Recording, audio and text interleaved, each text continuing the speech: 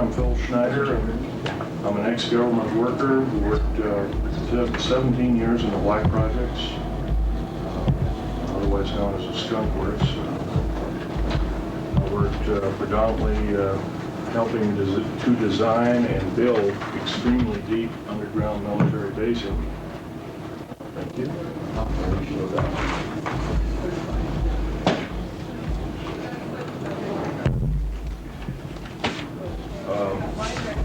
Give you a short overview of my background. I'm a structural engineer, both aerospace as well as military applications.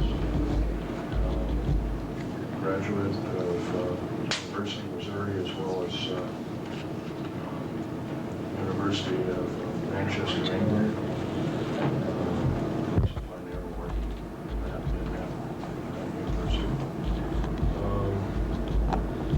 That's about it for me. I worked in Vietnam, got torn to pieces, shot, whatever. Took 5 years to recuperate, came back, patched me up, so to speak. Went to work for Morrison Knudsen, and from Morrison Knudsen I worked also with EG&G, Bechtel, Aerospatiale of France. Also worked with Fiat for a while, cars by Fiat. I did a lot of work overseas, but predominantly my field was underground mountain basing, also submarine basing. I wrote several treatises on analyzing rock formations by grain structure, and this grain structure would yield a certain pattern, and that certain pattern could be used to analyze and chemically analyze and make special explosives that could be used to blast out large caverns underground, and even when there were caverns, you could still use shape charges to blast inert rock, although a lot of it was done by laser tunneling and drilling. I have a copy of a book here. I can't sell it, it's my only copy, but this fellow can corroborate with me. His name is Richard Souter, PhD. He can corroborate with me in regards to everything I'm talking about. Who is it by? Richard Souter, PhD. Here's another man that Okay, we need couldn't to find the room. You need to give him your ticket. I will. And all that. I guess I'll let you know that kind of the background of my father. My father was a German U-boat captain, responsible for the sinking of 141 Allied boats. And he got captured by the French, then turned over to 3rd Army, U.S., and then 3rd Army turned him over to Naval Intelligence, based out of Pensacola, Florida at the time. He later went to work also in Navy black projects. Maybe that's where I started, but it just worked out that way, I guess. Anyway, he worked for naval operations. He worked on the infamous Philadelphia experiment. He was involved heavily with that. In fact, I have some of his original notes. Get it here.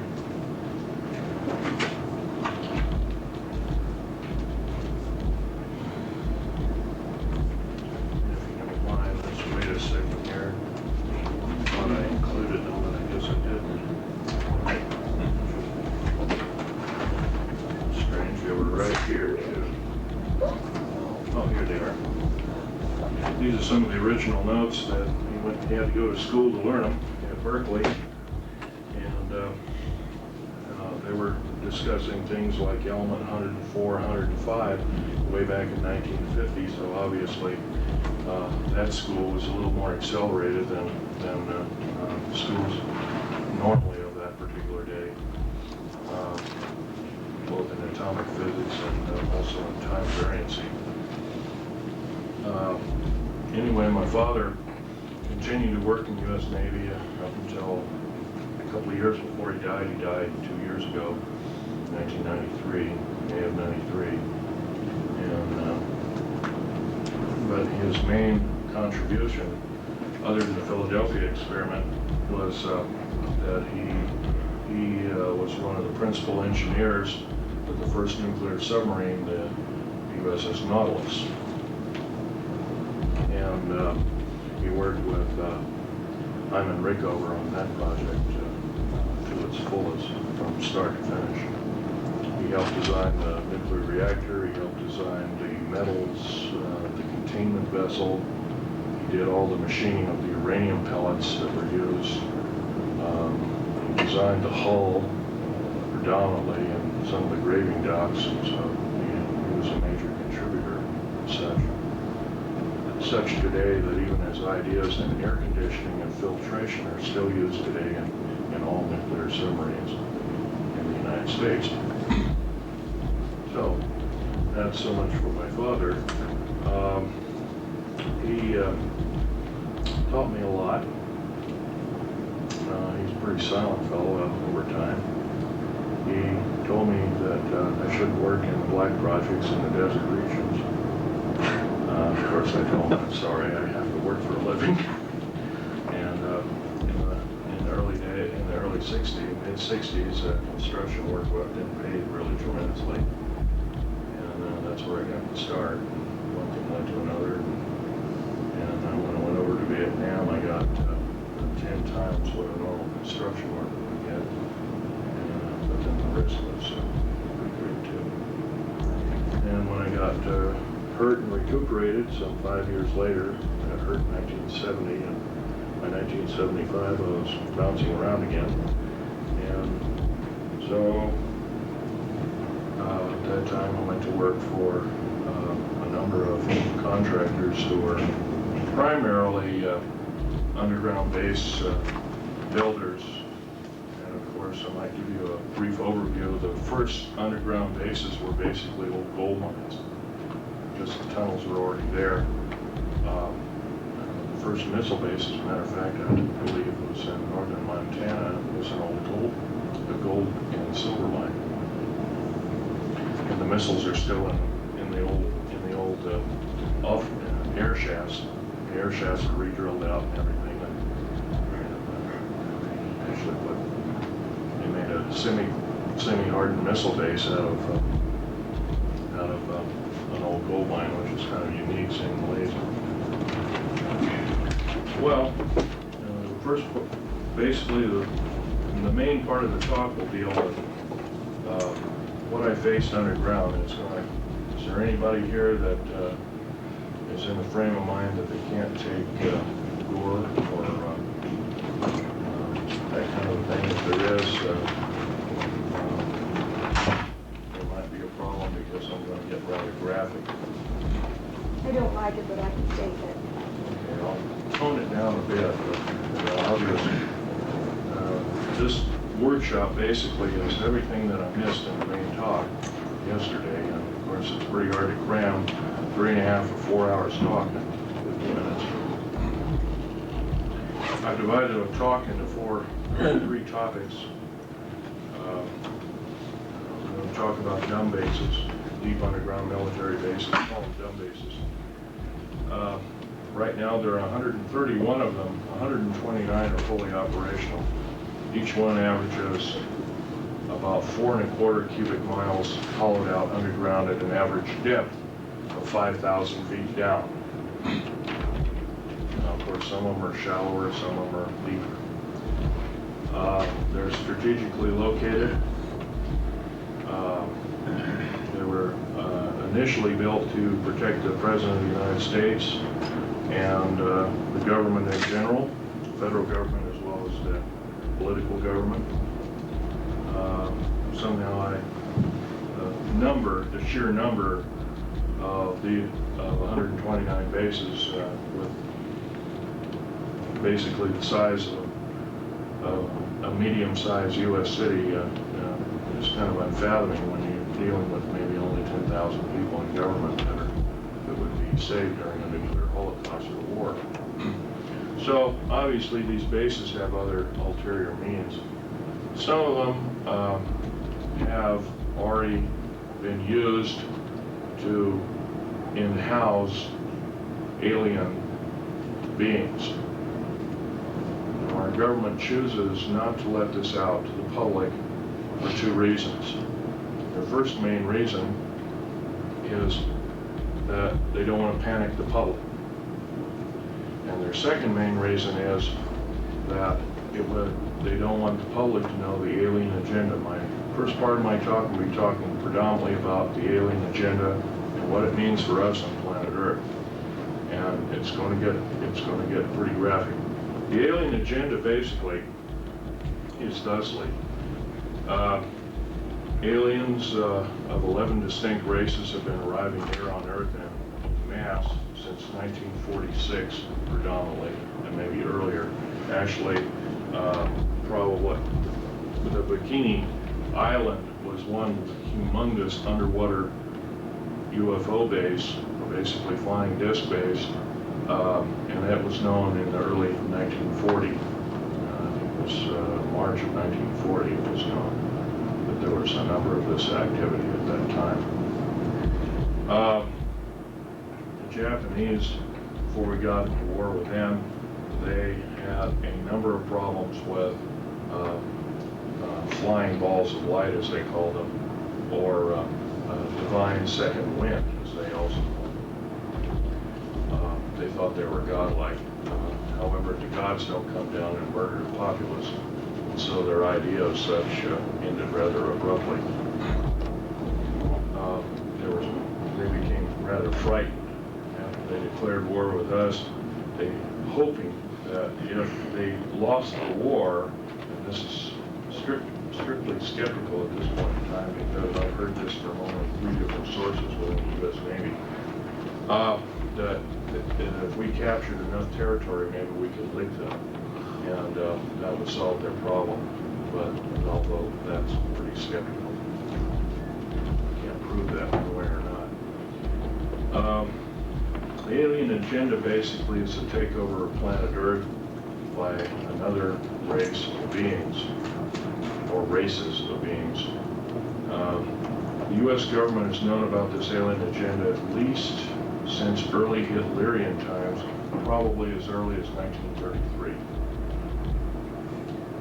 The reason for that is the Third Army, under Patton and others, just afterwards had allured that there was some other agenda other than World War II that was an immediate threat to the people of this planet. In fact, General Douglas MacArthur was one time quoted in saying the very next war, and this is toward the close of World War II in 1945, he actually was quoted in saying, the next war we have will be not from people of Earth, but it will be from people, the World War, talking about, or worse, will be from races from the stars. And of course, this spawned a lot of speculative science fiction writing and that kind of thing like that. He was always, from then on, he was kind of looked at as a doddering old fool. He was a very visionary man, saying the least. If anything, he knew about the alien agenda in World War I times. Let me go further back in history. The first UFOs seen and occupants seen in caves and in and around Truth and Consequences, New Mexico, were spotted by U.S. Army cavalry in 1909.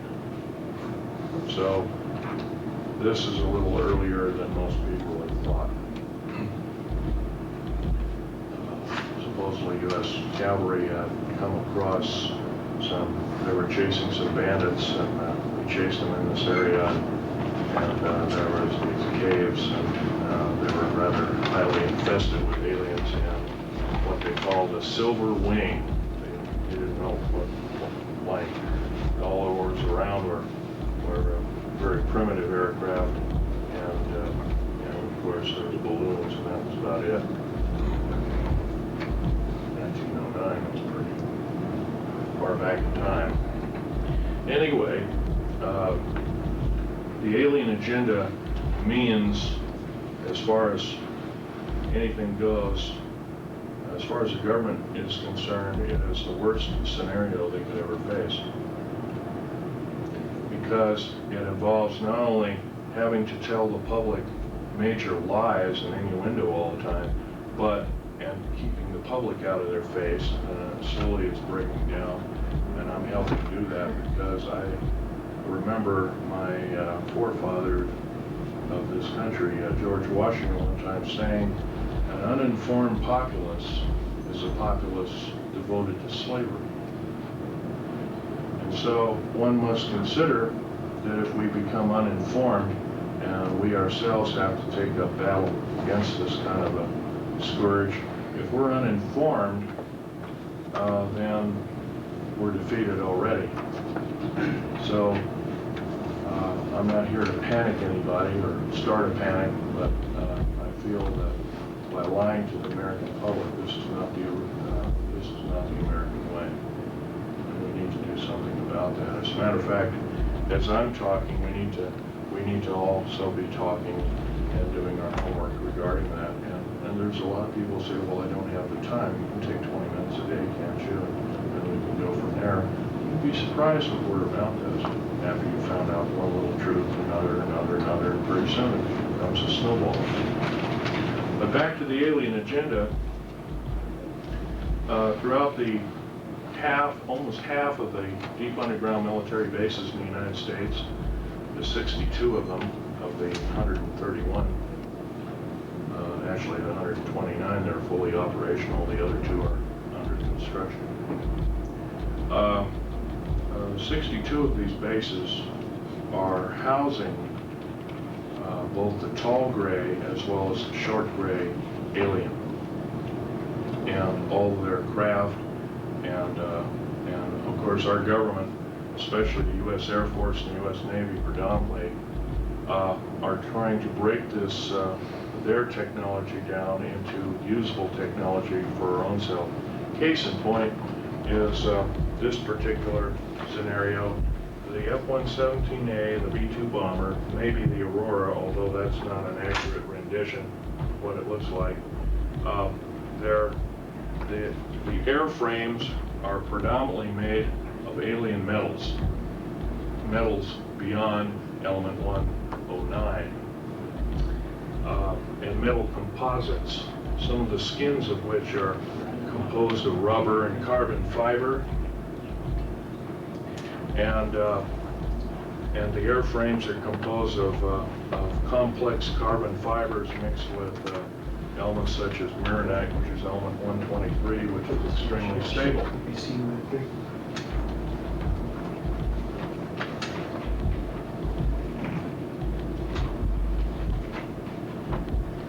I just kind of slapped this together. It's not quite as professionally done as these, but this was in Saudi Arabia. But at that time they had 58 of these. This was half the fleet. And I'll give you a few statistics that these aircraft do. First of all, it's got a radar absorbing material, that's the coal black coating. It's a type of and in a while I'll get out some alien artifacts for you, some metals and some of the doping or painting that drips off of this when the aircraft is heated up to a white hot condition. And anyway, these are specially hangared. They have to be kept cool. They have to be kept at a temperature of 60 degrees roughly when they're not moving. There's faceting on the edges. The faceting is a scalenohedral crystalline form. It's a crystalline form that predominantly does not occur on planet Earth, and is once again alien technology that has been adapted to Earth-type or terrestrial-type technology. These ideas were first thought of in Soviet Russia, and later they were adapted. They couldn't use that particular kind of thing in the early 70s, and so one of their scientists defected, came over here and started to work immediately with Lockheed. His name was Subokov, I believe was his name. Anatoly Alexei Subokov. This fellow was also a pioneer and such. His name was Paul Benowitz. He was going to go public with the UFO and the alien agenda thing. He was a CIA pilot. He was also with the U.S. Air Force. Of course, they couldn't let that happen, so they stuffed him in the trunk of a car one night, took him off to a mental institution, and made him into a mental vegetable. He can't even write his own name today. If it wasn't for a brother who spent $1 million and a sister looking for him, he'd probably still been rotting away in some institution somewhere.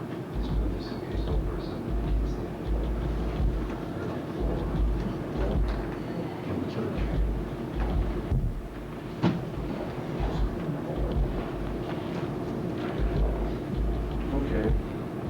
What we've got here, like I mentioned, is basic alien technology. It was adapted for us. Paul Benowitz, once again, he developed the shape of this aircraft, as well as how the bombs were to be dropped. He was also into other projects through Los Alamos.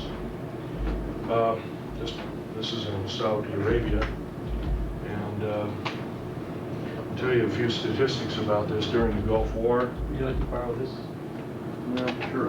Thank you. During the Gulf War, this particular aircraft had 4 large bombs underneath. They were called smart bombs, cruise missiles, and also rockets and machine gun fire, Vulcan cannon style, but even more advanced than that. I don't really know quite about that. There was one pilot that sat in here. He literally had to be crammed in, actually right up in here. They had to literally wedge him in there, and took a certain weight and size of individual in this aircraft. And all the Computronics is made by Mitsubishi Computronics and Heavy Electric Industries. The jets were both turbine as well as nuclear powered for extremely high flight. By the way, the smart bombs that were used in the Gulf War, 58 aircraft ran 3,706 sorties or missions. 100% of the bombs hit the target. 100% of the rockets hit the target. Shot up, completely destroyed the Iraqi air defense systems. It was a 100% system. Only one aircraft suffered one small hit, or actually where a missile just barely missed it, and it just chipped out part of that, but the aircraft was able to make it home. It was a minor repair. The aircraft's back in service. But anyway, now there's some 179 of these built. They're building about one every other month, thereabout. They're a $208 million aircraft, while this one here is about a $188 million aircraft, and it's fraught with problems. Although recently, the F-117A, Black Jet as they're known as, originally housed at Nellis Air Force Base, Tonopah Test Range, S4, Groom Lake, you name it. These aircraft employed a 3-dimensional radar. Everybody else's radar was 2-dimensional. The Black Jets employed a 3-dimensional radar, which was far superior.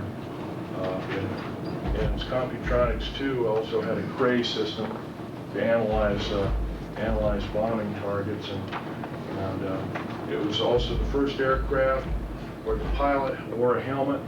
It's called psychoenergetic range finding. It's a copy from the Russian technology, Soviet-Russian technology, where a pilot can think in his own language and arm his weapons and pick his target from his computer. It's still employed in a second and third generation. It's extremely accurate. It cannot be faked. In other words, if another pilot decides to commit sabotage and jump in the cockpit, the plane plane won't even begin to run, let alone any of the missiles firing or anything else. So it's kind of a unique system. It's kind of like the signature gun. And of course, we've heard about those in different movies and whatnot. Now we have the Aurora, which is a trans-atmospheric vehicle. And the Aurora, there's 4 of them currently being tested. I know it's being refuted too by a couple of local gum shows before my lecture. He says, well, the Aurora doesn't exist, Phil, you know that. I said, well, really? I says, well, I guess you don't think this exists either. And that was a picture, that was this map. He said, no, that doesn't exist either. And I said, really? Interesting. Okay. I suggest you have a seat and learn something. But they have one surpassing the Aurora number. Yes, there are 2 other prototypes that are small space shuttles capable of speeds in excess of 40,000 miles an hour.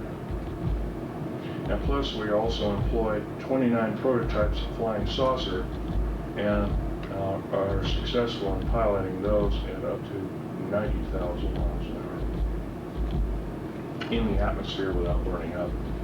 That's doing something, because when you push, you go beyond Mach 3, actually beyond Mach 2.7, you ionize the air around it, and you cause the elements of the air to actually catch fire, and you need a force field around that system to exceed Mach 3 or Mach 4 without burning up, because you'll be as hot as a glowing meteorite coming in at about 30 or 40,000 degrees. Anyway, the Aurora, there's 4 of them flying. They fly day and night. They have 12 people in it as a crew. They can have a skeleton crew of as few as 6. They can basically leave Tonopah Test Range at 7 o'clock in the morning, do a complete loop around Russia and China, take all the pictures. They're predominantly a spy plane. They can take pictures, come back for lunch. That's how rapid it is. They attain from basically zero. Once again, this aircraft, and this aircraft are anti-lifting bodies. They are not conventional winged aircraft. A flying saucer theoretically is a circular wing. These are not. These are anti-lifting bodies. In other words, it takes an incredible amount of speed before they're able to take off. This is all, once again, this is all part of the one world government type system. I try to stay away from the political end, but it's kind of like the one world government system. Take over the planet, and hopefully we don't have to tell the people of the planet what the alien agenda is. The alien agenda was probably never meant, the aliens never meant that we were going to alter the bargain, but the aliens were the ones back in 1954 who cut a treaty with us saying that, well, we'll give you a list of the people that we implant and the cattle we mutilate, and we'll give you the reason why and everything. Of course, that never happened, and they kept altering the bargain until finally in 1979 in Dulce, New Mexico. I was involved in that operation. We had gone down there to build an auxiliary base in the southern end of Dulce, New Mexico, already existing base on Archuleta Mesa. And lo and behold, when we drilled down, we found aliens were already in there and had been in there for some time. I can tell you, when you're standing, say, as I am here, to where this gentleman is over here, and that's an alien gray who's pretty much 7 feet tall and the meanest looking bastard you ever saw, and not looking like a human being, you kind of get petrified. And as an engineer, of course, I didn't carry a regular big clunky 45 or anything built, because it would get in the way. I carried tools and other kinds of things on my belt, and I always carried a small pistol, Walter PPK with a 9-shot clip, 380. And I emptied one clip into 2 of these alien critters, as they call them. And yes, they are mortal, but I got also, as soon as that happened, as I was reloading, I never got got the clip into the gun. They hit me in the chest with some kind of particle beam weapon that gave me a very high dose of nuclear radiation, similar to cobalt radiation, but not quite, even more nasty. And I was in isolation afterwards for 50 some odd days, 57 days all total, and it took another couple of years to recuperate. And once again, I was in, my body was in a traumatic situation. But here I am talking, so it's like, here we go again. But I've got the scars to prove it. I can verify that they Yeah, are there. yeah, So they're there. It's pretty They gross. are there. It's pretty gross, and I don't want to. There are ladies. There's a ladies present here, so let's not raise the shirt here. But they're there, and basically, in talking about alien agenda, we have to also be talking about what occurred over here. This is the Bikini Atoll test. Now here we have an actual extremely large, in quote, mothership right at the point of neutron flash cloud. That's like 2 or 3 10,000ths of a second after the initial blast. And of course, the date of this was 12 July 1946. As we all remember, if we read our history on UFOs and how they started, it wasn't really known. As a matter of fact, after Roswell, we remember that there was a Senate hearing and a House of Representatives hearing, a closed-door session hearing, but a little bit leaked out in the public, and it stated that the government knew nothing about UFOs prior to that time. And these pictures,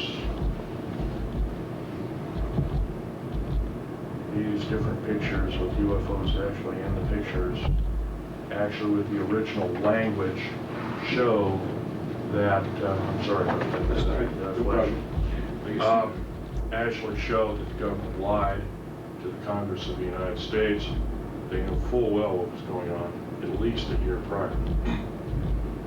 Of course, I believe the Roswell incident was 2nd of July of 1947.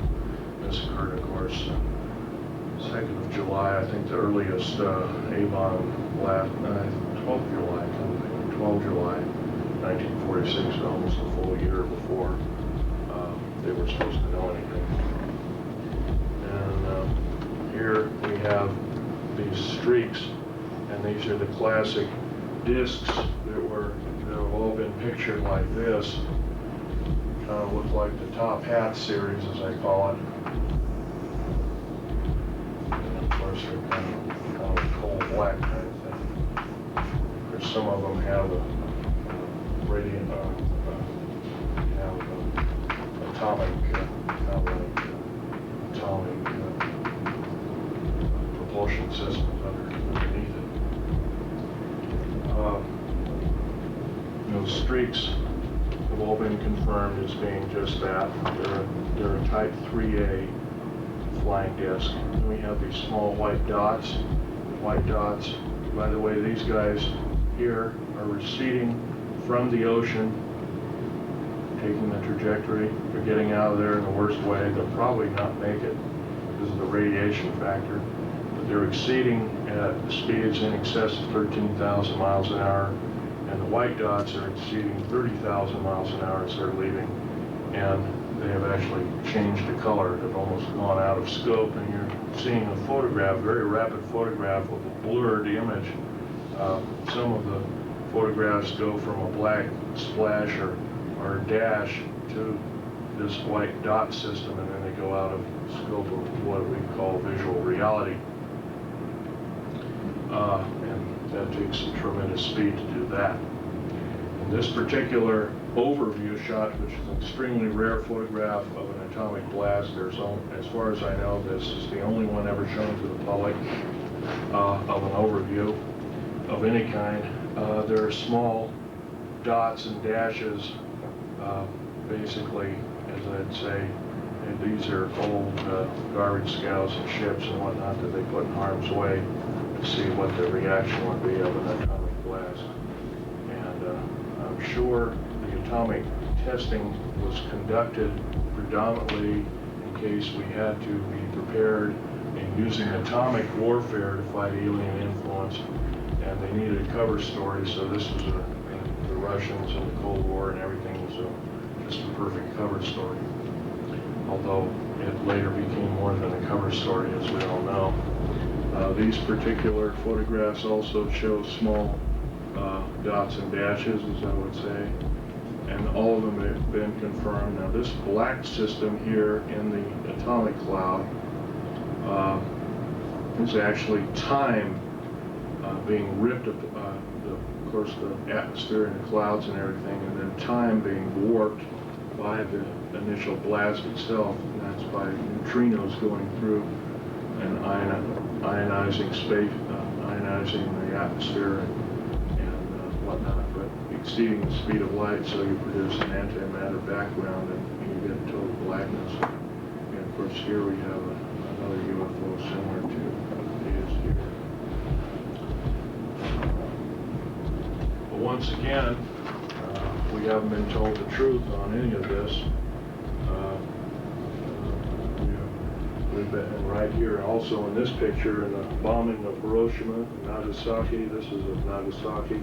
Down at the bottom, we see the characteristic human face, which is typical of all A-bomb explosions over populated areas. You will always find a human face at the bottom of the mushroom cloud. Now, nobody really knows if this is just by coincidence or the makeup of the cloud or whatever. But these little dots and dashes, these white dots and dashes, are receding at better than 30,000 miles per hour, and they're UFOs leaving the scene. Japan was infested with them. Their Navy had counted better part of 2 million of them toward the closing end of World War II. Once again, it's all part of an alien attack of planet Earth. It's been going on steadily since World War II era. It's still going on, only now is subverted into large groups of human beings being actually abducted and implanted, and that's according to the Roper report, which is part of the Remington Rand Corporation, who did the reporting, the Bigelow Holding Company. Now they're in a third generation report, and of that third generation report that was sent out to all the clinical psychologists in the United States, 110,000 of them, stated basically women are being raped by aliens. And I know as fantastic as that sounds, it's backed up by John Mack, Harold Wire, who's an MD as well as a clinical person.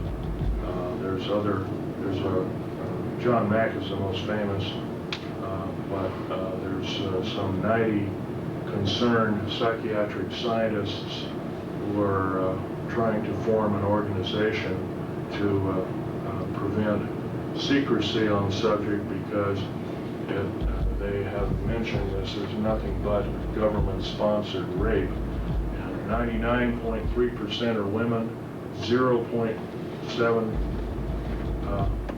or 0.7% are men that are abducted, implanted. So it's predominantly a female type monitoring system. So once again, the alien agenda is to disturb the natural progress of the human race, and to alien agenda means.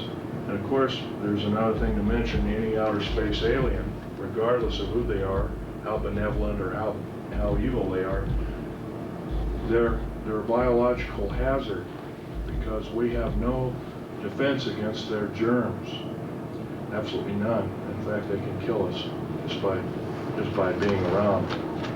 I developed something like jungle rot. I still got it on my feet and on my back, and because of the Dulce, New Mexico thing, I get free hospitalization for the rest of my life. I think I'm a good guinea pig, I guess. But theoretically, that's from being around inside that cave at that particular time. That's the first time I've told any of you people that, but that's basically what it's all about.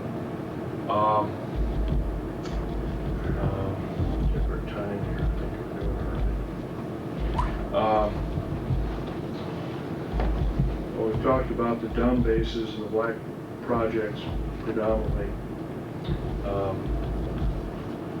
and the alien agenda. I would like to stick to another subject. It's called Strategic Defense Initiative. Of course, this could very easily be, as mentioned by my late friend Ronald Lee Rummel, who was murdered, incidentally, by the 3 people conspired to kill him. One person did the killing. One was a NSA officer, and one was an alcohol, tobacco, and firearms officer. Both are in custody as we speak. The third gentleman is fighting extradition. He's in Czechoslovakia. Most likely able to successfully fight extradition because they don't follow the U.S. law very well. Anyway,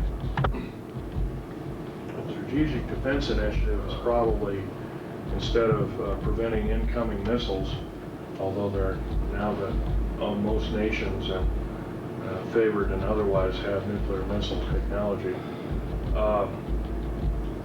it's probably some form of outer space defense against outer space attack, and it's pretty primitive indeed, but it's better than nothing. And the second part of my talk will be aliens and the alien agenda. I've already touched on that. Old alien bases. And like I said, Bikini Island, according to what was studied after the A-bomb blast, some of the caves that were infested with out-of-place artifacts dealing with UFOs and other kinds of paraphernalia had rock forming around them, so they had been basically an alien junkyard in shallow seas for probably the better part of 10,000 years. So they'd been around. That you might call an old alien base.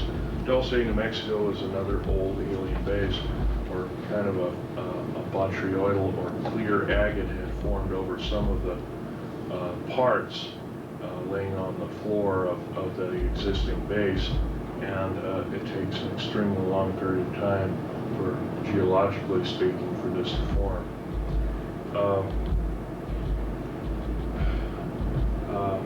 The aliens have probably been here the better part of at least 500,000 and maybe as much as several million years, although I have artifacts here which show artifacts like a small turbine-looking device sitting in 220 million year old fossil coral, and I also have alien metals which are present in other kinds of rock formations, including a piece of petrified wood where an insect had basically burrowed a hole around one of its limbs, and then something had literally, like a laser, had literally sliced through it, but the cambium or the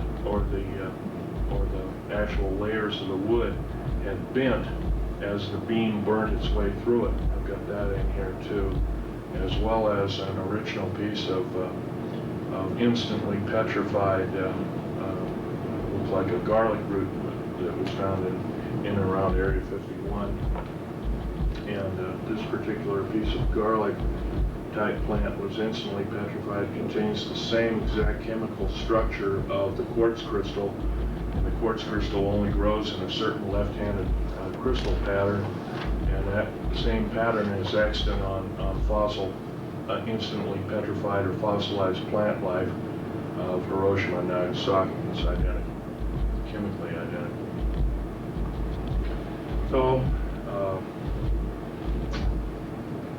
anyway, the next part of this, second part of the talk, are treaties. Basically, there were 4 distinct treaties made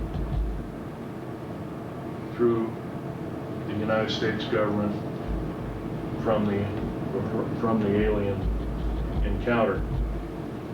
The first one was in 1944. The second one was 1954. The third one was 1962. And the fourth one was 1979. I'll go backwards. The 1979 treaty was a total violation of incidentally in Dulce, New Mexico, where I got badly hurt. 66 Secret Service and Delta Force people lost their lives, 22 of which were on loan from other countries, Israel, Germany, Norway, and South Africa, if I remember. I was the only geological engineer down there to analyze the situation. The government almost basically lied to us. They kind of said that alien presence might be there, but they didn't tell us that they knew that there was an alien base and that they'd already attempted to make contact. And of course, this was disturbing indeed. In fact, a couple of the engineers who managed to survive put the project under duress. Another part of the talk are the intelligence community. The Nazi group, the World War II Nazi or Hitlerian group, the Fatherland Intelligence Agency trained our CIA, our OSS, which became our CIA, and other intelligence communities predominantly, and are still being employed today, in quote, the federal government today trains Bosnian troops on American soil, and from what I understand, that's totally illegal, and that's another topic. Now, the third part of the talk is the types of aliens. The large gray two large grays that I shot and killed, I can't tell you how ugly they were, and I can never tell you how graphic the stench was. But in the cave, there were large cauldrons or tanks. They kind of looked like a big oval cattle feeding tank, but they weren't. They were special, looked like a stainless steel or metallic tank. And they were filled with alien and human body parts, and generally glands and what looked like some kind of blood. Now, I've always been taught that blood after a few minutes starts to congeal, but this was one of these vessels in the melee had tipped over and all this bloody liquid had spilled out and was a mess, and it was definitely not coagulated. How they did this is anybody's guess. So if we remember anything about cattle mutilations, we might also think that basically the blood in these cattle are totally drained out. There's no blood around. In quote, the murder scene of the cattle. So this might be the way they're doing it. Now, whether this is sponsored by our government or other governments is a good guess. If it were up to me, I'd say yes, we're in the thick of it.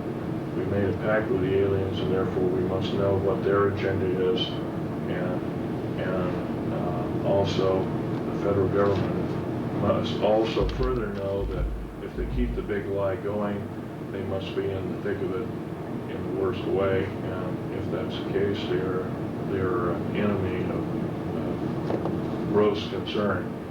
Who is we, when you say We, in quote, the federal government. the Department of State? Department of State, Department of the Air Force, Navy, Army, Marine Corps, basic force services, plus the military policing facilities, and the FBI and all the different, they're all hooked into the black projects as a whole. In this part of the black projects, there's kind of like an outer sphere of normal black projects, like building everything from these kind of aircraft here, and doing these kind of experiments here, to building aircraft like this,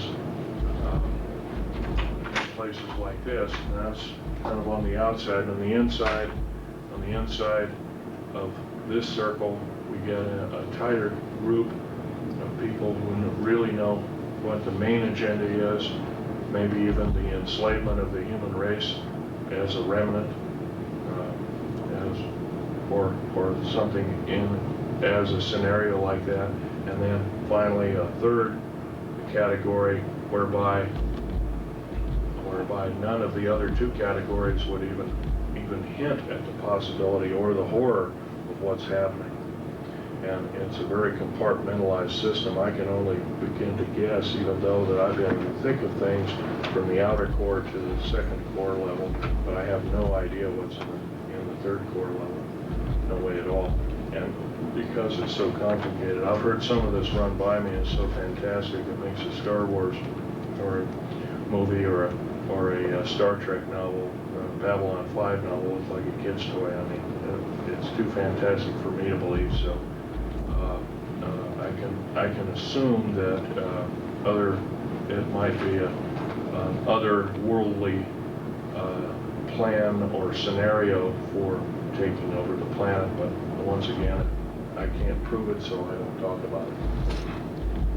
Right here, I'm only basically to discuss basically what I know of the alien agenda and through deep underground military basing and the application that I did during this kind of activity for the U.S. government. I'll have a question and answer period in a short time. I've already talked about old firefights. I will tell you right now, I'm breaking major federal law. I'm breaking my entire security oath system. Security oaths, in fact, here's a copy of my 1985 security clearance. You might zoom in on that if you care to.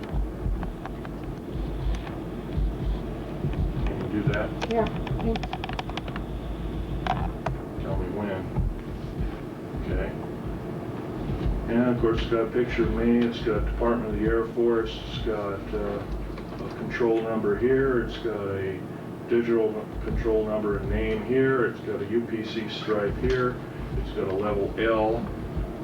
That was only issued to people that worked at Groom Lake and Area S4.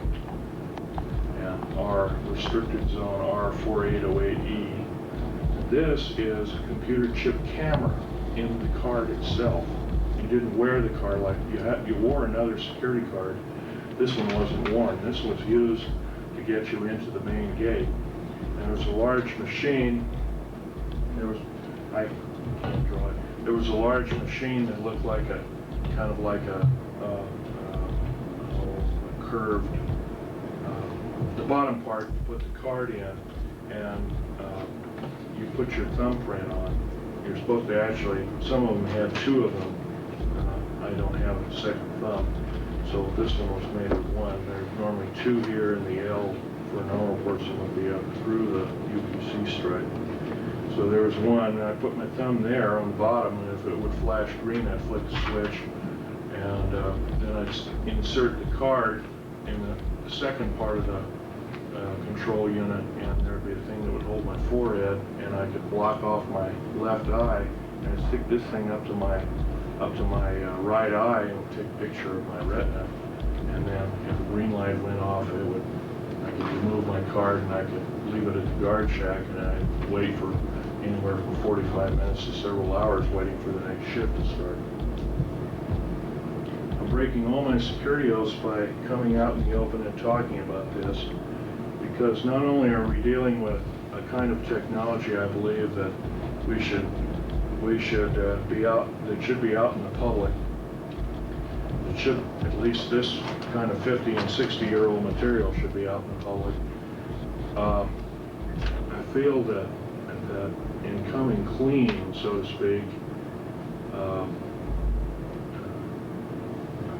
I don't know quite how to explain it other than the fact that when I initially was told these underground bases were for security in case of nuclear attack of the United States, and it was a total lie. When I found out that aliens were actually entrenched in half of these bases, and these bases, by the way, cost a minimum of $17 billion apiece.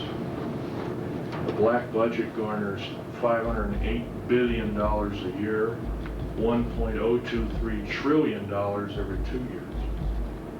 That's 2-year-old information. It's probably more like 1.3 trillion now, which is about 1/4 of the gross national product of the United States. it's no wonder why our economy is kind of up and down here and there. Once again, you might ask, well, how in the heck? We've only been told, we the public have only been told there's a total defense budget of $447 billion, so how can there be $500 billion going on behind the scenes? First of all, black budget means hidden budget. Hidden budget is totally hidden from congressional view and oversight, cannot be audited by the U.S. Treasury system at all. It is a separate, independent taxing body entity within the federal government structure, which, by the way, is illegal. Totally illegal. It's primarily financed by drug operations by the CIA and the NSA and the Drug Enforcement Administration, and now the FBI is implicated also. Recently there was an FBI man who came out of the cold, so to speak, and told all, only to find himself murdered, and he took a vacation in England, got himself murdered. That was in the paper about 3 years ago. Anyway, 9 attempts on my life have been taken, all since the 1st of January of this year.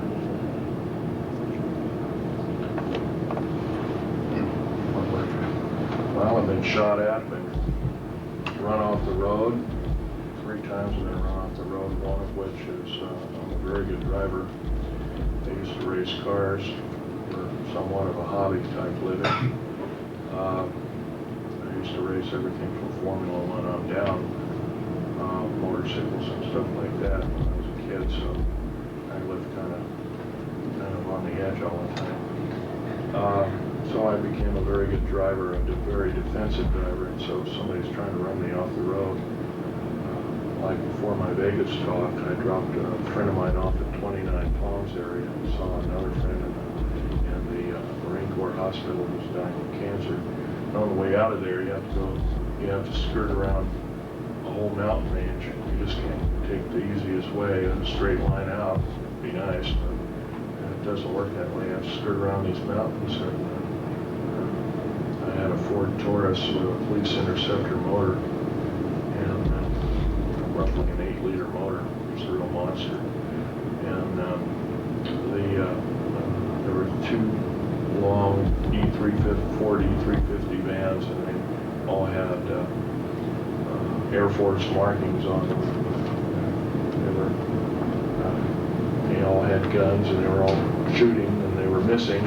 And I flew by them and took a picture of their, as a blur, I took a picture of them, got a very good picture of their license plates. And then they sped up and tried to squeeze me in this way, and then finally I just slid right in the middle of the road, and the road was just wide enough for basically one-way traffic. And one of them rolled over and kept going down for about 300 or 400 feet down a very steep ravine. The other one was a shallow ravine about 10 feet deep. And I just kind of peered over, got the hook of my seatbelt, peered over, and there was a big fire started on down there. I could hear people screaming, but I'm sorry, it's their deal. I just kept on going. That was one way. Recently I got shot at when I was with a retired FBI agent. We were going to go to a Patriot talk show down near Salem, Oregon.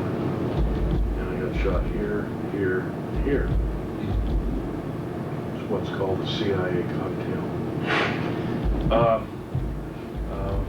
I don't have normal ribs after Dulce, New Mexico fiasco, where my ribs were burnt, cauterized, my fingers are burnt off of me, etc. I have a plastic plate in here, a nylon plate that has bumps on it, looks like ribs and everything. So those bullets just kind of just lodged in this thick, 5/8" thick plastic, movable plastic thing on the inside, and that was dug out. And once again, here I am recuperating from another problem, and all because I'm trying to bring the American public. And I love my country more than my life, otherwise I wouldn't be doing this ridiculous group of things by coming clean, but I feel I have to because the American public has not only been lied to, but when I was asked to, by the intelligence community within the Air Force to continue my operations in black budget work, stealthy work, what would I think if they said that I would be betraying the American public? I told them to go fly it, go stuff it or whatever. I says I won't be a party to that.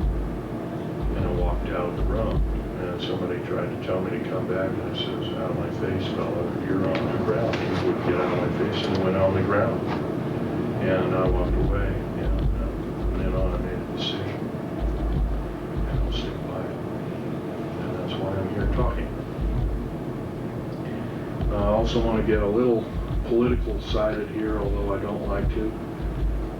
Right now we have an out-of-touch, runaway federal government structure that really doesn't care about the way you and I feel.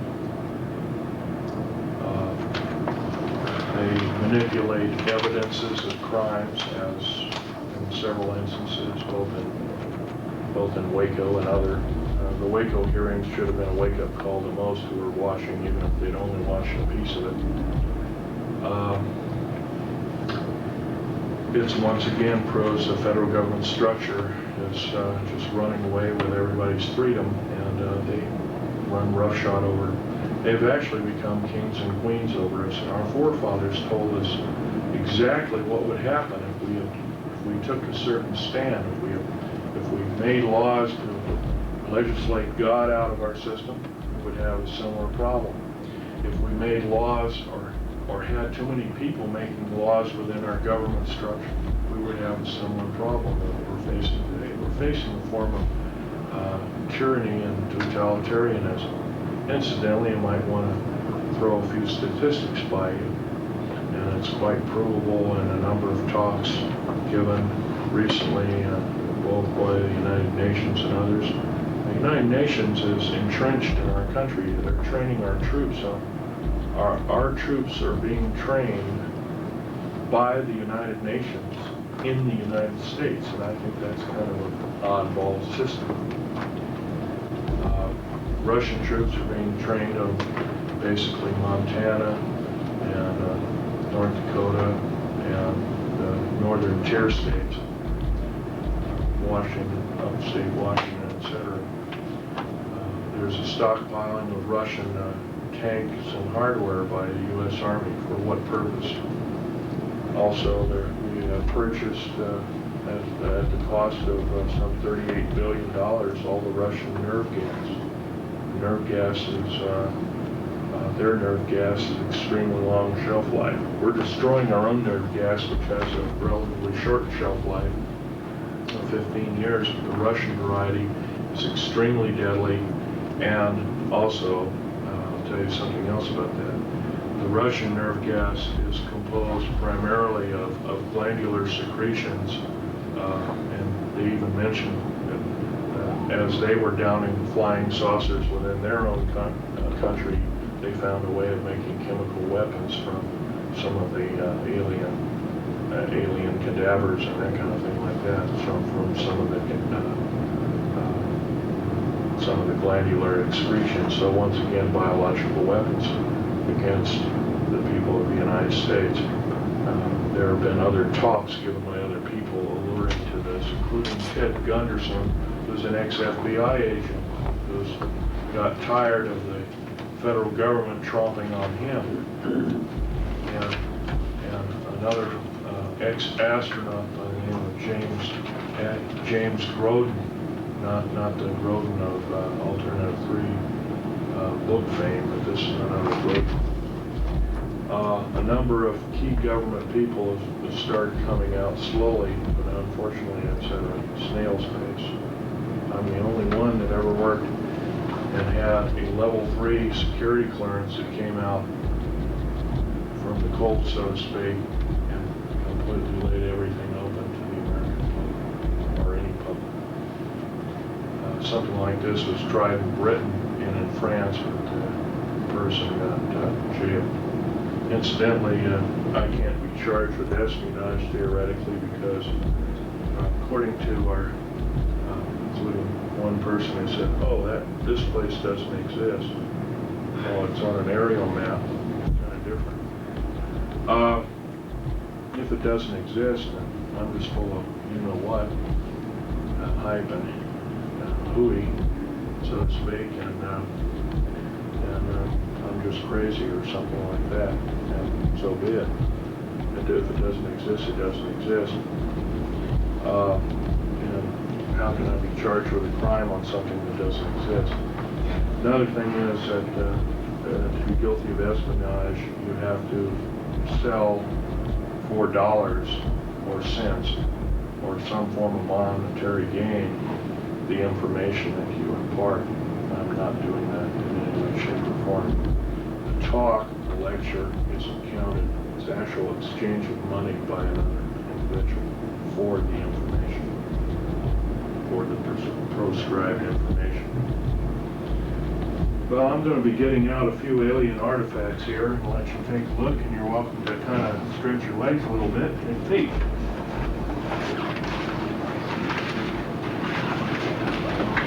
Clear off some of these things here so you can see what I'm talking about. If you look at very carefully, and I'll leave my hand lens out for you to take a peek. By the way, when you use this hand lens, you want to get right up on the object like this. You'll see a line going straight through with the wood layers, the cambium coming this way as whatever went through it, burnt through it.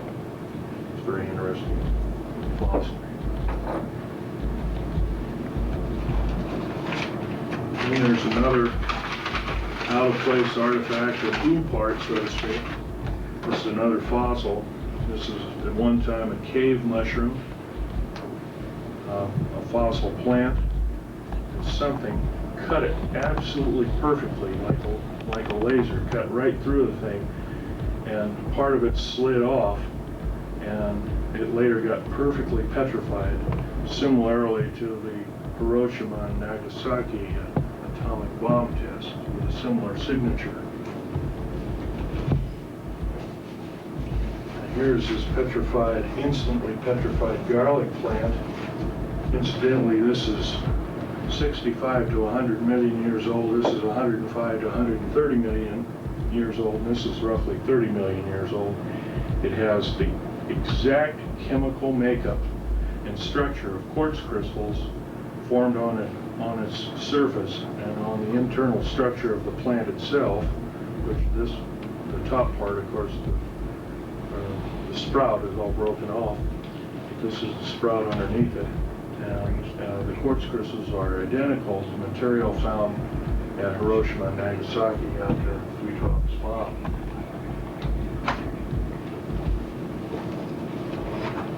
Now here's a bottle of the RAM coating of the black jets. Of course, when they come in after their mission, they're glowing red hot, and they drip this particular material off on this end coat tarmac. This isn't tar, it's a special cement, and it just drips.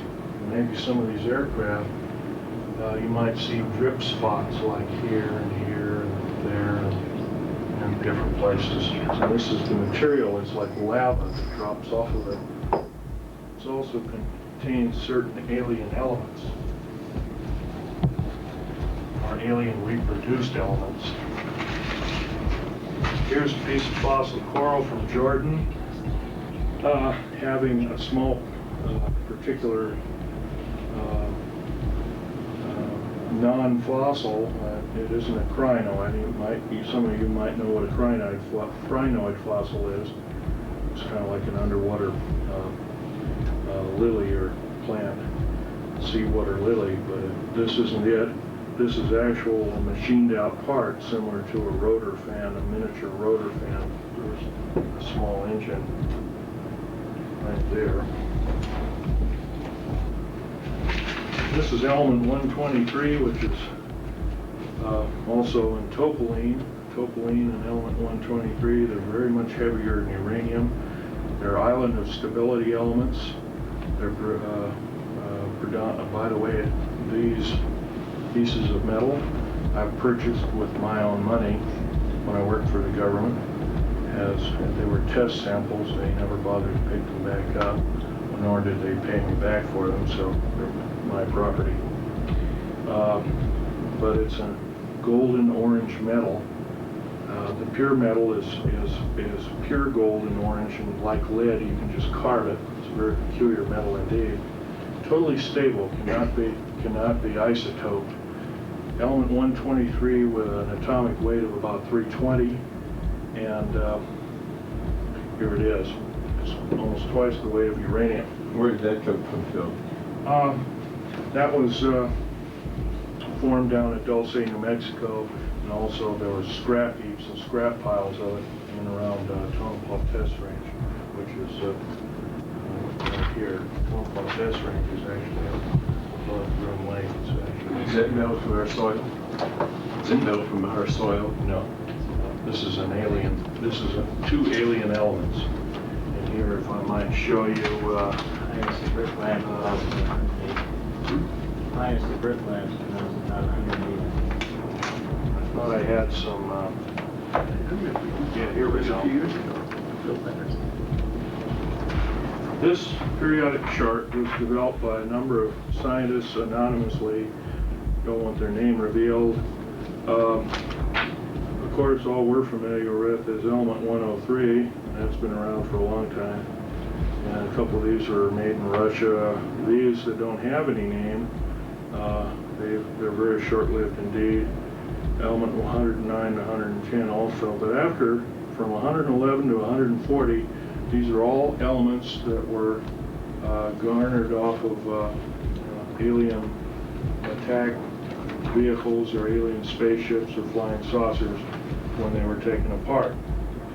Now, topaline is here, element 117, and element 123 is murnite. It's a combination of both those. An extremely hard substance capable of withstanding temperatures in excess of 9,500 degrees Fahrenheit to as much as 14,000 degrees Fahrenheit.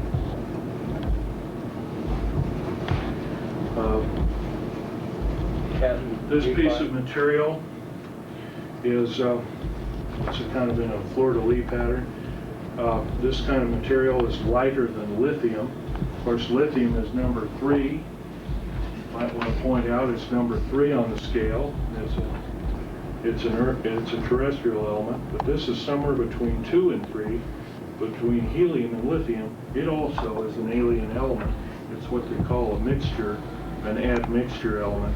It's extremely light, and it's used in the airframes of all black jets and F-117A, B-2, and B-1, B-2, and B-30, or the Aurora series. And it comes in a scalenohedrocrystalline form, which is alien. It's kind of a dead giveaway. Here's a tabular scalenohedrocrystalline form, 4 times the hardness of a diamond, 4 times the tensile strength, capable of withstanding temperatures in excess of 45,000 degrees Fahrenheit before chemical breakdown. It is used in the window the small slit windows there in the underbellies and the blackened out windows of the actual cockpit, although most of these pilots fly blind. They don't ever see anything from the ground. So this kind of that's also an alien material, and it is element, if I remember right, it's element 113.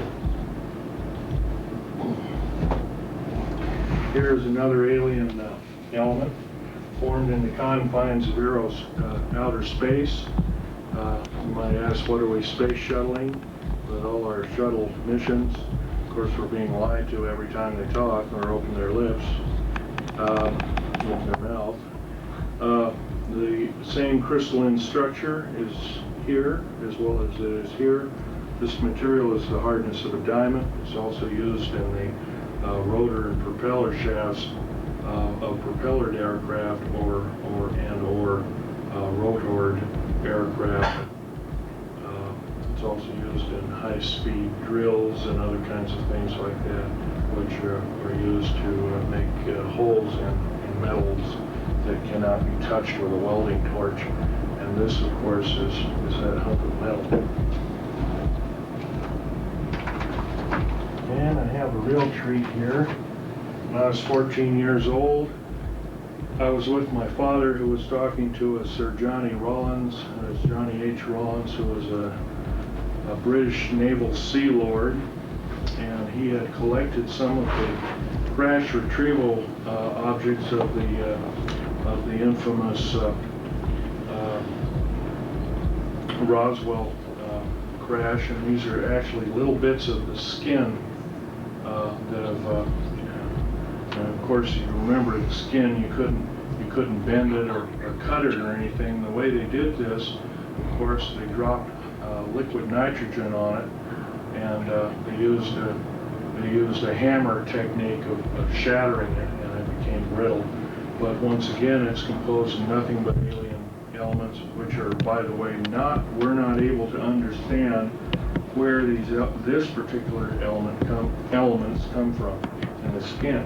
It's the thickness of the sheets of paper you're writing on, and that's all it's needed to be meteor-proof and missile-proof and everything else. And these things have crashed, of course, and they've also been shot down by luck, predominantly not by skill. And I'll let you look at that, but you can handle these other things, but don't handle this. You say you've been shot down, Phil. How would they have done that with a Charge projectile? Charge particle beam weapon, as well as a railgun. A reusable railgun. And That works, so when the shot's done, you spray it out. no, not really. A railgun is an electronic gun that shoots a projectile about 25,000 miles an hour, much faster than any rifle will. I'll have a question and answer period. You can come up, take a look at these artifacts. Here's a couple of magazines.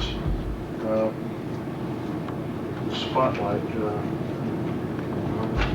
Anyway, here's the Alien Digest that got my friend killed. Here's some of my father's notes. Those are blanks there, but there's the famous popular science about secret airbase. By the way, if it doesn't exist, how come they printed it? Here's a Nazi saucer.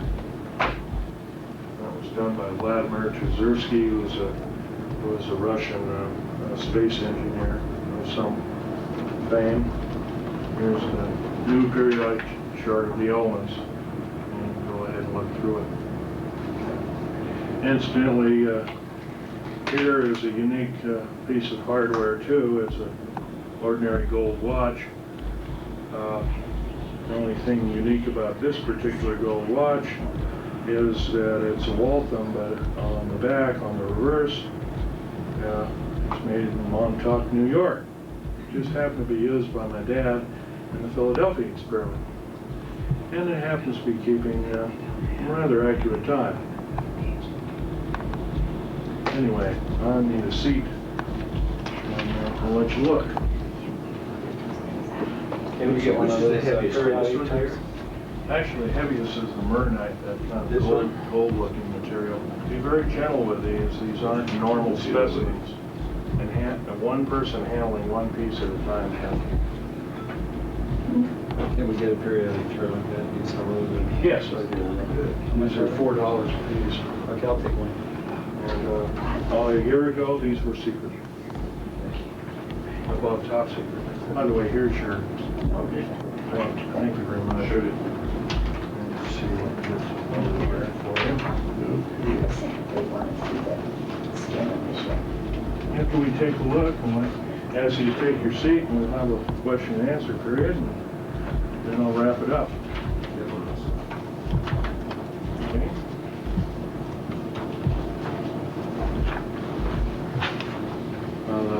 The aerial maps are $2 for one of those. Those are actual aerial maps used at Groom Lake, and those were made in 1966. Also have portfolios of selected pictures of the atomic bomb blasts at Bikini, as well as Val Thor. And if there's some of them that need labeling, I'll label them for you after the talk. Do you have one like that? Yes, I do. Matter of fact, I do this, I can't sell. Take a look inside of that canyon, so to speak. In an interesting formation.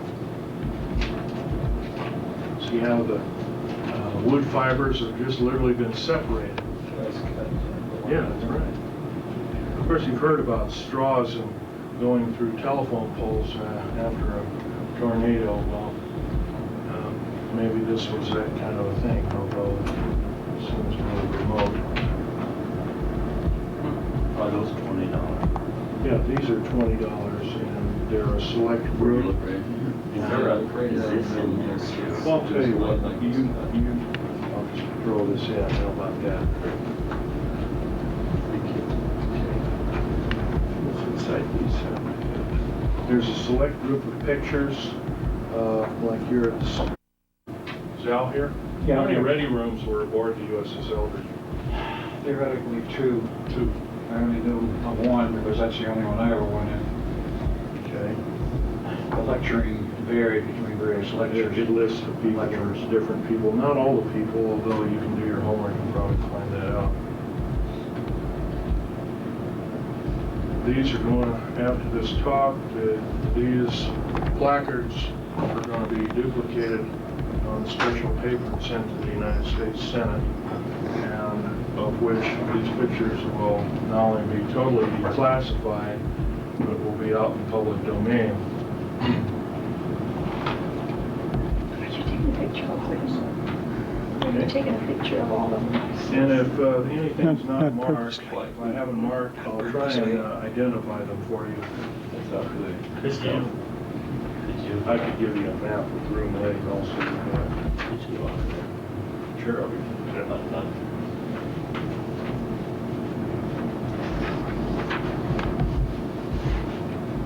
Again, doesn't work.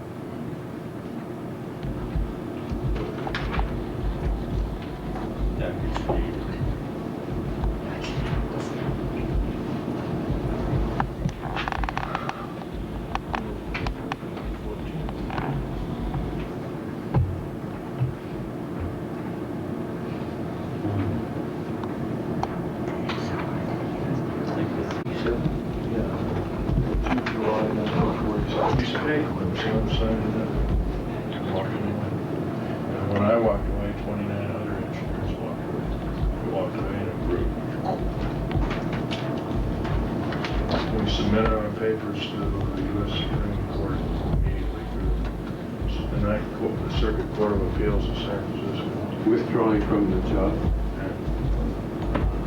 Department of Justice. Have they had problems like you? Oh, yes. Quite a few people come out and use it. There's another thing I might want to mention very briefly. How about cold fusion? Supposed Nobel laureate physicist, of course, that was very quickly quashed because if cold fusion became a reality, we could make our own electricity in our kitchen. And make car batteries for our cars that would last forever and other kinds of things like that. Cold fusion, this is the chemical formula for the metal oxide used in cold fusion, which is very similar to the metal oxides in alien elements used in airframes of black jets. Bill, What? does the average engineer in this country not understand the thing about the bomb not being possible? I haven't talked to a single engineer. I've probably talked to 400 of them so far, and everyone knows the federal government is involved up to their eyeballs. How about school teachers, scientists? What degree? School teachers, I haven't talked to too many of them. They still believe it was a fertilizer bomb. Most school teachers don't think. Most school teachers, you're right, do not think.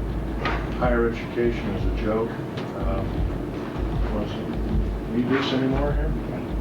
Was that the bonds and, these are the cold fusion? Yeah. And your point was that it was valid, that It was very valid.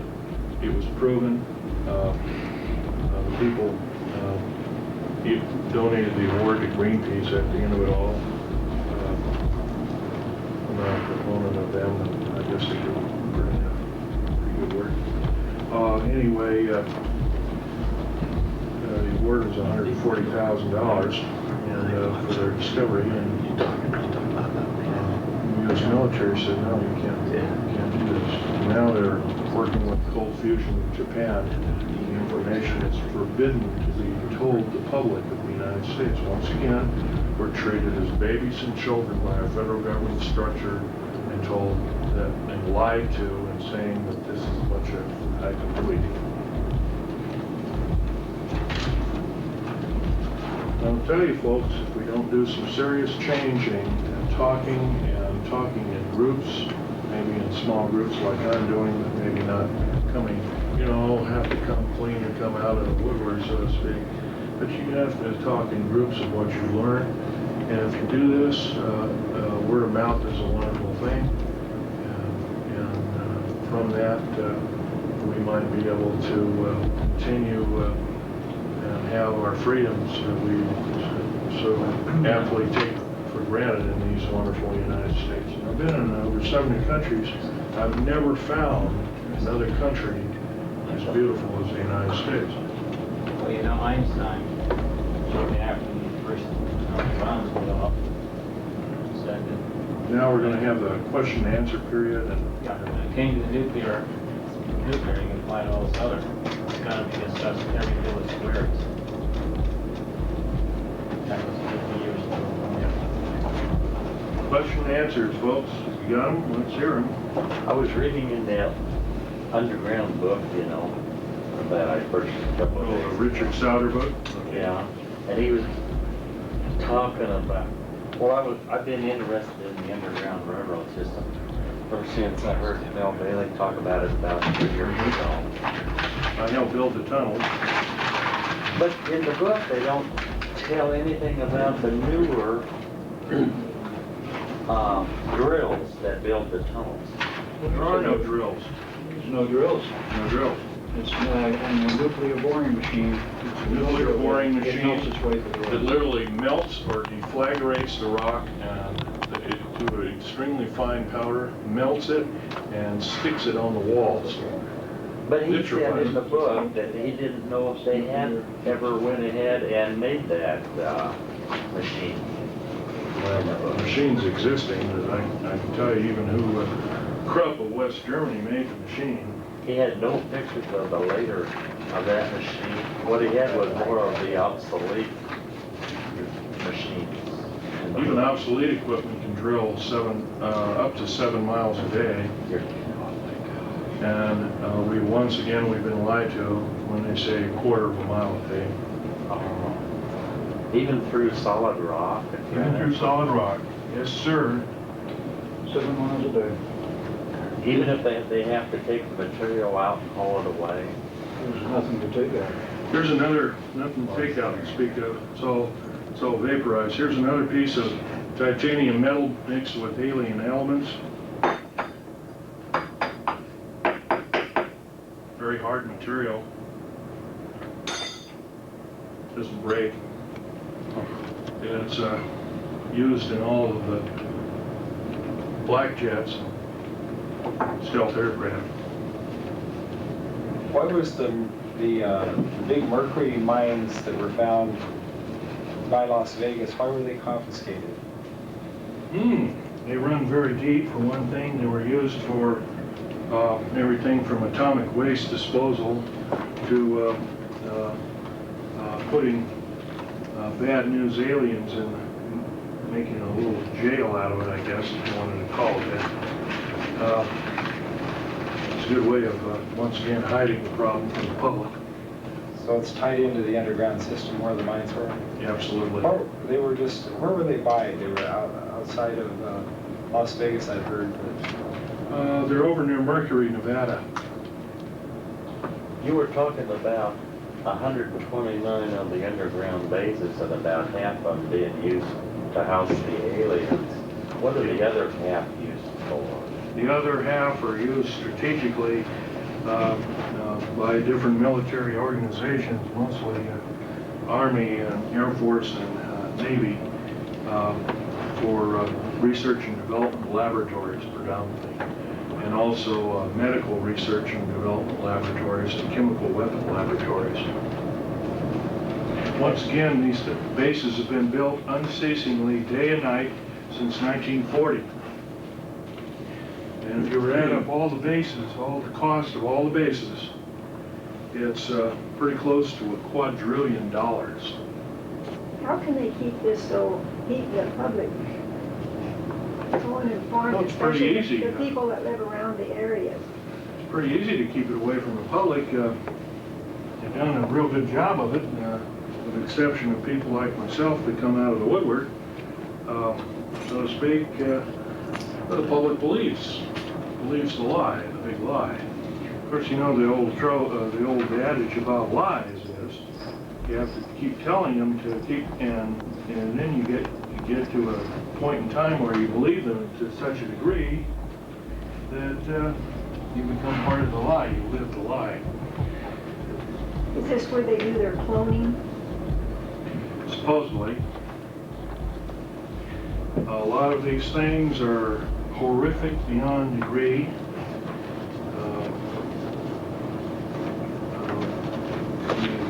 The traumatic events that I went through caused me to get professionally taken care of at Bethesda Naval Hospital, among other places.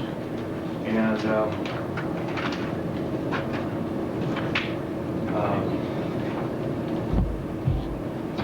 that gave me something like battle stress or delayed stress syndrome. I learned to slowly work my way out of that.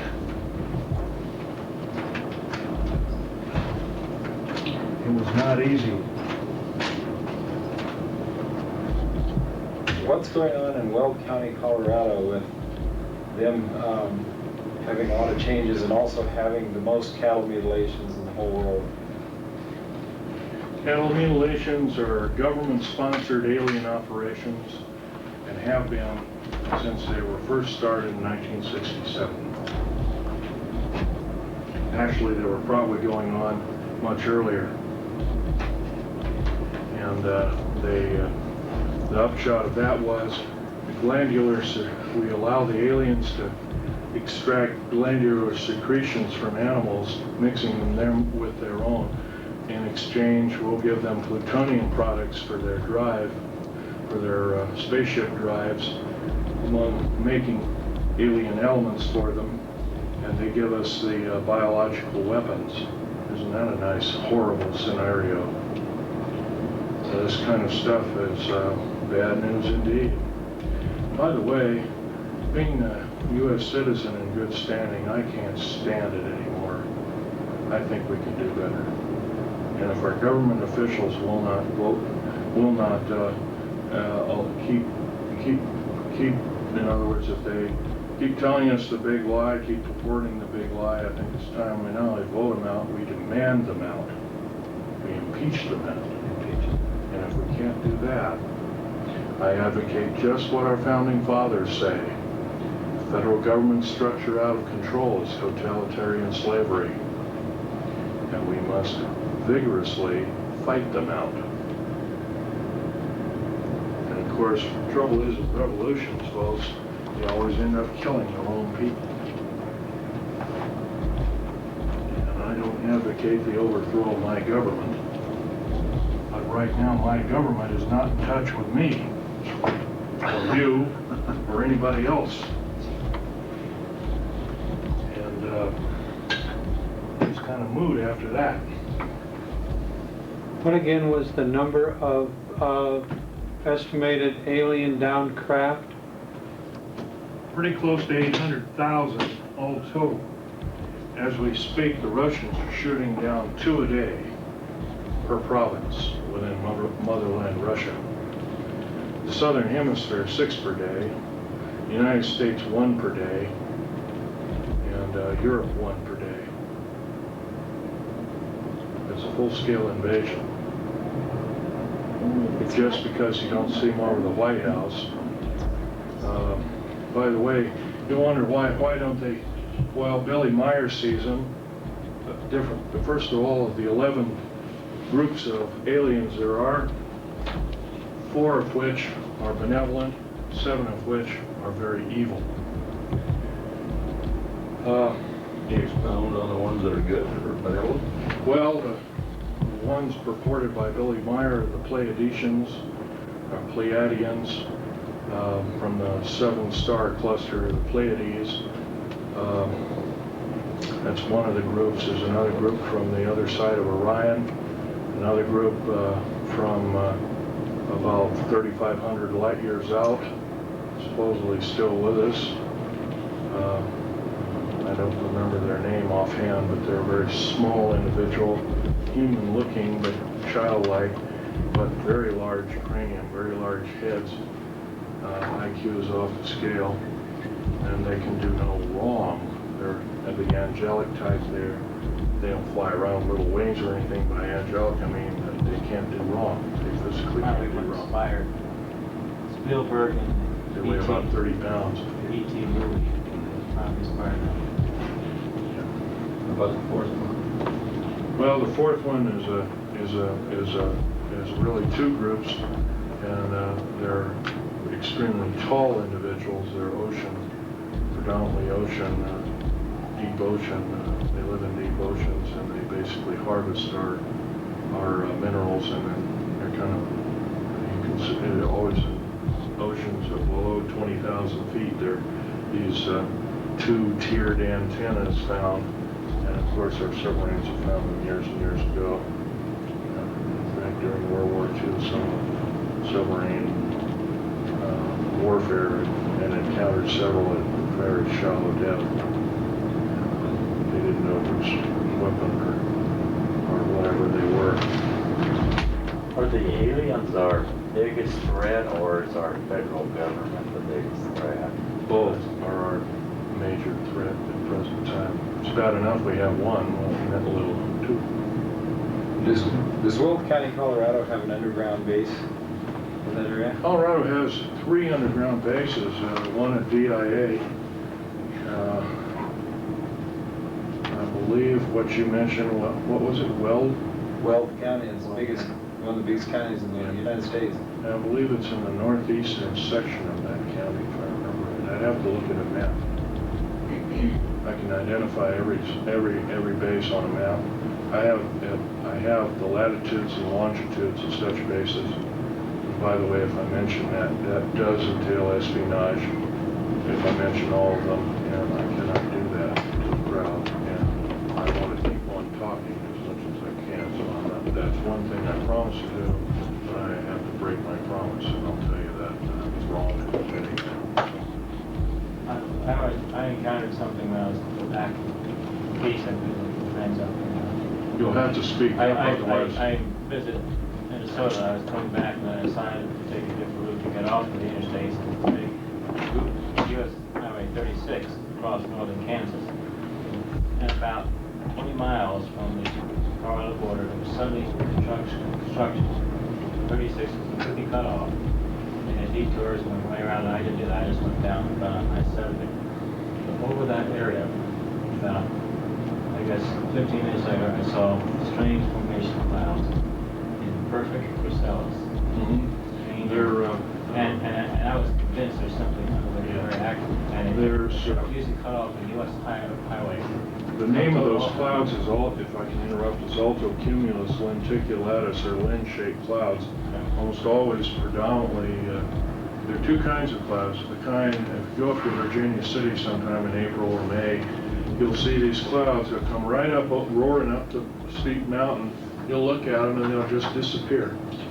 They'll cease to go over your shoulder. It's nothing. It's kind of, that's altocumulus lenticulatus A.